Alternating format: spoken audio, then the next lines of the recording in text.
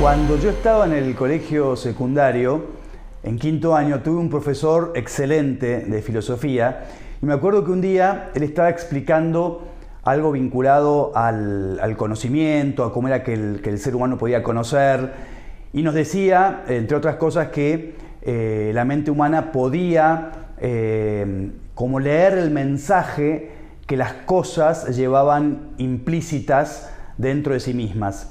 Y me acuerdo que un compañero mío, que no era muy estudioso ni aplicado, le hizo un comentario, una pregunta, no recuerdo bien de qué se trataba, pero que al profesor, a Juan Pablo Roldán, le pareció una pregunta, un comentario muy como interesante y profundo.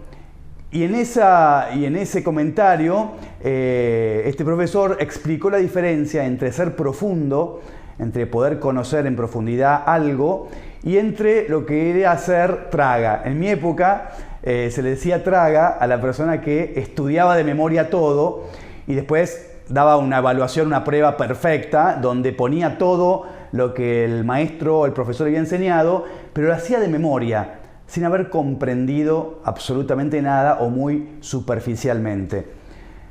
Fue la primera vez en mi vida donde escuché que la inteligencia humana podía ser profunda.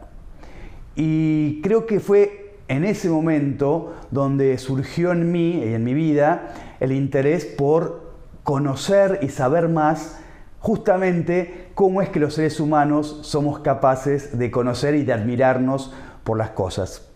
Esta segunda parte del curso justamente tiene que ver con las neurociencias como una rama del conocer científico que intenta descubrir o intenta profundizar en esta capacidad humana de conocer.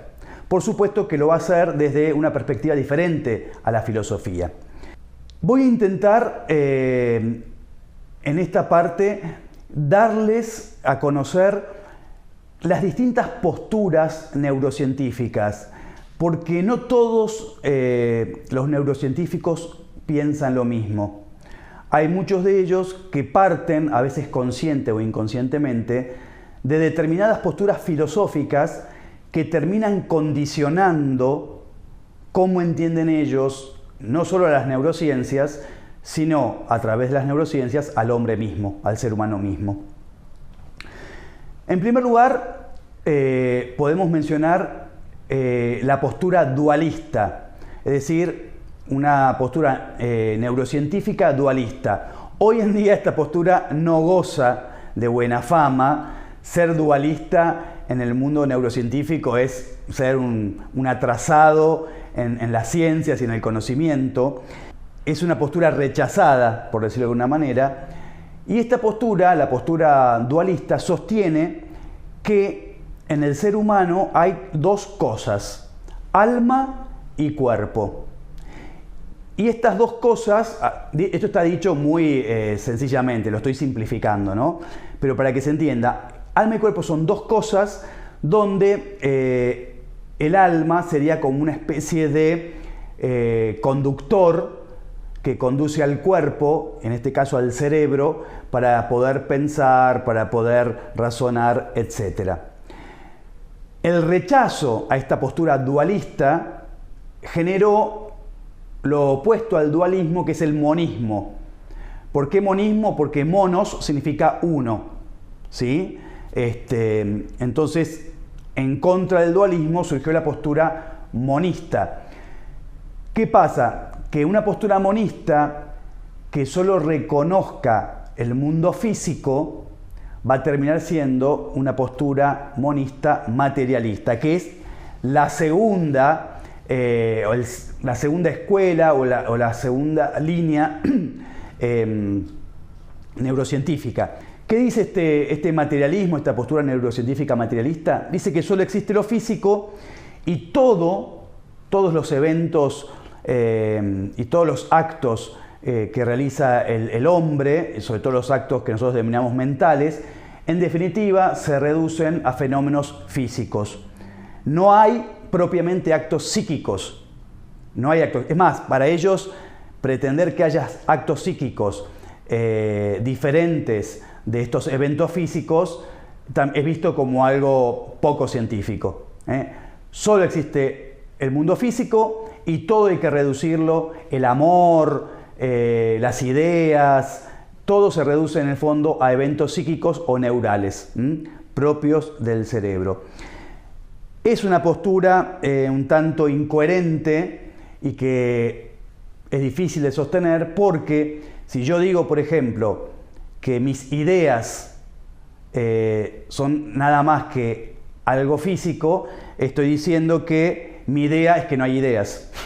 ¿Tá? Mi pensamiento es que no hay pensamiento. Yo pienso que no hay pensamiento, que solo hay eventos psíquicos. O puedo llegar a decir que mi yo, llevado al extremo, ¿no? En el fondo mi yo, o que yo soy nada más que neuronas, que soy solamente circuitos neurales, disparos neurales. Cuando mi experiencia es que hay un yo, mi experiencia es que tengo mis ideas, que hay eventos psíquicos. Bien, esta postura materialista tiene su base a su vez en una postura donde solo tiene valor el pensamiento científico naturalista, es decir, solo es válido, tiene valor de ser considerado como ciencia que encuentra la verdad, que busca la verdad, el conocimiento científico con sus métodos, con sus formas de conocer y dentro de las ciencias naturales. Todo lo demás es poesía, cuentitos, algo lindo, pero no es ciencia. La ciencia es solamente lo que se hace desde las ciencias naturales. Por lo tanto, lo que digamos más allá de esto va a ser simplemente un conocimiento vulgar y sin valor. Mi experiencia es que hay hoy en día algunos neurocientíficos que de alguna manera, no sé si tan fuerte como lo dije yo, pero que atrás de ellos está esta teoría. Otra escuela o postura neurocientífica es la que se denomina conductismo, que nació siendo una escuela de orden más psicológico, pero que en el fondo tiene una visión biologista o biologicista de la psicología y reducen la psicología también a una parte de la biología. Y esta postura solamente le interesa la conducta externa de los animales y la conducta externa del hombre, sin interiorizarse mucho por los actos psíquicos. Una escuela o línea neurocientífica es la que se denomina neurologismo. Este término lo acuñó, lo propuso un investigador que es Juan José Sanguinetti, que él denominó a esta línea justamente neurologismo. Esta escuela sostiene justamente que todos los actos, ¿no? Todos los eventos psíquicos se reducen a eventos cerebrales o neurales, muy parecido a lo que afirmaban los más materialistas, por decirlo así. Todas las actividades, como yo les decía antes, las actividades humanas, los actos psíquicos del ser humano son actos del cerebro y pueden reducirse a actos del cerebro. No habría mayor diferencia entre un acto mental como conocer que un disparo neural o una serie de disparos neurales o una serie de actos del cerebro en diferentes zonas del cerebro que terminan explicando cualquier actividad humana. ¿Sí? Como ven, es muy parecido a la postura materialista, solamente se diferenciaría en que hacen más hincapié en toda esta actividad cerebral y hay como una búsqueda muy insistente en qué parte del cerebro es la que a la que se reduce la capacidad de hablar, o qué parte del cerebro es la que se enciende, como se dice en neurociencias, cuando es observada, cuando una persona está leyendo o se siente alegre, etc., ¿no? Todo lo podemos reducir y ubicar a acciones cerebrales y dentro de lo que es el mundo del cerebro. Otra escuela es la que se denomina funcionalista computacional, que es muy interesante porque esta teoría, así simplificando mucho, dice que el cerebro sería el hardware, como en las computadoras, y la inteligencia el software, ¿sí? Esta postura, al quedar maravillada por cómo es que funcionan las computadoras, creadas por el hombre y por la inteligencia humana, después dan la vuelta y dicen, bueno, nosotros creamos a las computadoras y a los software que utilizan estas computadoras, y ahora vamos a entender la inteligencia comparándolas justamente con estas computadoras que nosotros mismos creamos. Y reducen el mundo del cerebro y de la inteligencia humana a software y hardware. Dicho muy sencillamente, pero me ha pasado de estar frente a profesores en neurociencias que explicaban de esta manera qué era la mente humana y el cerebro humano y el vínculo entre ellos. Posturas como estas son las que confunden la realidad con la simulación. Esto se ve, por ejemplo, cuando se habla de robots. Ustedes vieron que cada vez más en la actualidad se habla de robots que pueden imitar un montón de actos o de acciones humanas y de procesar información como la procesaría supuestamente el ser humano. Sin embargo, justamente se olvidan que simular muy bien una acción humana, simularla de manera tal que visto desde afuera alguien no pueda distinguir. Imaginemos, ¿no?, que lleguemos a ese momento donde hagan robots tan perfectos que no podamos distinguir si es un robot o una persona. Esas simulaciones, por más perfectas que sean, no dejan de ser simulaciones. Y que es muy diferente que un robot a través de una cámara pueda procesar información que esa cámara le brinda y actuar como si viera, como si ese robot pudiera ver, es muy distinto a la experiencia subjetiva que tiene el ser humano cuando puede ver. Se parecen, hay cosas externas similares, pero no son lo mismo, y cuando vamos a su raíz, justamente son radicalmente diferentes. La experiencia subjetiva de poder ver, de poder amar, por más que sea imitada muy perfectamente en sus acciones exteriores, no significan que ese robot o esa computadora pueda tener una experiencia subjetiva de amar, de ver, de conocer. Una postura neurocientífica que es muy interesante es la que se denomina emergentismo, ¿sí? Emergentismo viene de emerger, ¿no? ¿Vieron cuando emerge algo, ¿no?, que cuando surge algo? Bueno, ¿qué sería el emergentismo? El emergentismo es una teoría según la cual el todo emerge de las partes. ¿Qué significa esto? Les pongo un ejemplo muy concreto. ¿Qué es el agua?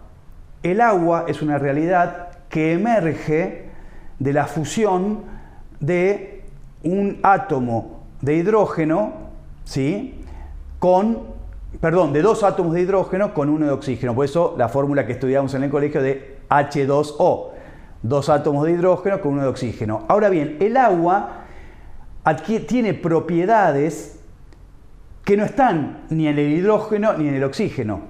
Esas propiedades emergen de la fusión y superan, ¿sí?, a las partes. Es decir, el todo es más que la suma de las partes. Eso sería de alguna manera el emergentismo, ¿sí? ¿Qué tiene que ver esto con las neurociencias? Bueno, que en este sentido la inteligencia humana es algo que emerge de las características propias de los múltiples elementos que conforman, por ejemplo, el cerebro humano. El cerebro humano está compuesto por elementos químicos y físicos, por neuronas, por disparos eléctricos. Bueno, todo ese conjunto de elementos que conforman el cerebro humano y a la persona humana hacen que emerja algo superador de esas cuestiones, de esos elementos, que sería la inteligencia humana. Ahora bien, ¿cuáles serían los límites de esta postura y de una muy parecida que se le denomina fisicalismo? La explico brevemente. Es una postura emergentista que no quiere reducir justamente los actos mentales, el pensamiento, etcétera, a cuestiones meramente físicas. Las dos las podemos denominar emergentismo para no complicarnos. Los límites son que por más que estas posturas no quieran reducir el pensamiento, el conocimiento, el amor, etcétera, a actos físico-químicos,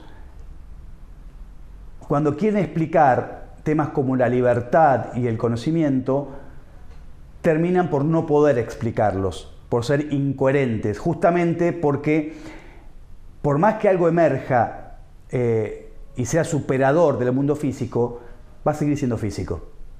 El agua proviene del hidrógeno y el oxígeno, es superadora, pero el hidrógeno y el oxígeno son elementos químicos o físico-químicos, y el agua es un elemento físico-químico.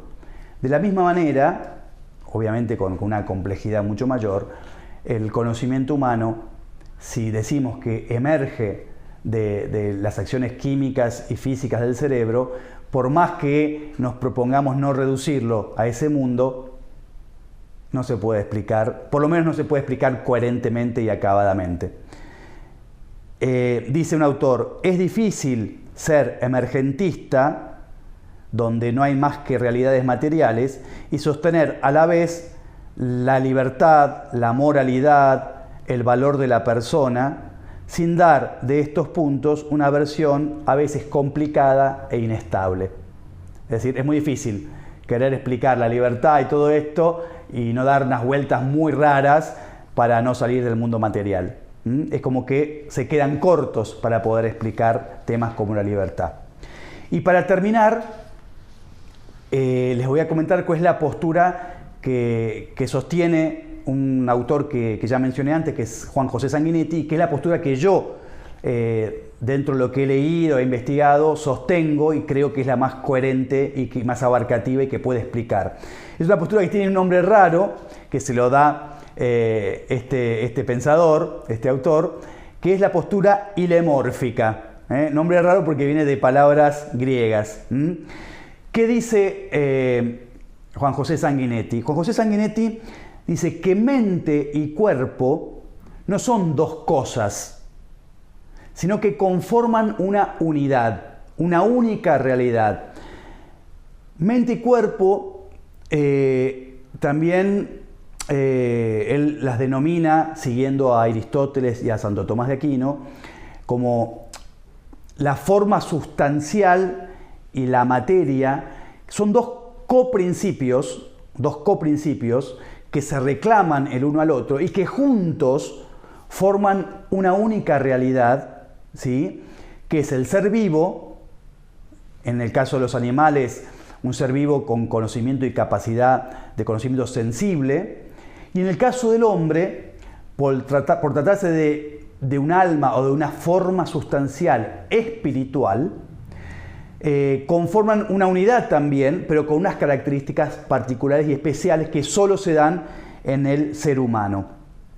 Dice este autor, el alma es la forma del cuerpo, lo que significa que no es una sustancia separada, sino que da vida y organiza al cuerpo, mientras que el cuerpo es la materia que se actualiza, es decir, recibe organización y recibe vida de la forma sustancial.